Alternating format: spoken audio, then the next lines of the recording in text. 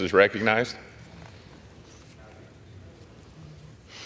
Mr. Speaker, I reserve the balance of my time. Gentlelady reserved. Gentleman from Texas is recognized.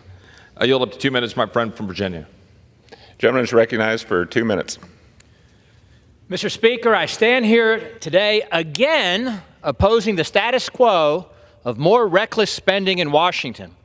This House is supposedly run by Republicans, and yet here we are continuing to pass the Pelosi, Biden, Schumer spending levels and the policies connected to them, predictably with a majority of Democrat votes. As a matter of fact, this morning, I had a Democrat member tell me in a private conversation he likes it when we're in charge because nothing changes, but we get the blame for it because we have the majority. Our national debt continues to skyrocket. We're at nearly $35 trillion. That's a number that's hard to grasp. It's actually more than $100,000 per citizen, and that figure just grows by the day. Biden inflation is further exacerbating the crisis, and the Congressional Uniparty is perpetuating it on a daily basis. Thankfully, we may be getting some future relief with the just announced resignation of the Democrat minority leader in the Senate, but some of us here in the House, we came here to actually represent the American people, to do what we said we would do. And we did not mean constantly kicking the can down the road, passing more continuing resolutions that hurt the American people.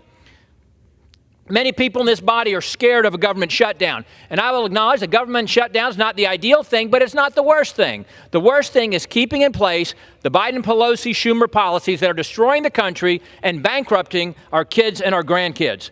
Worse yet, they're keeping in place the border invasion, the very invasion that we campaign against, the very invasion that is the greatest threat to our country.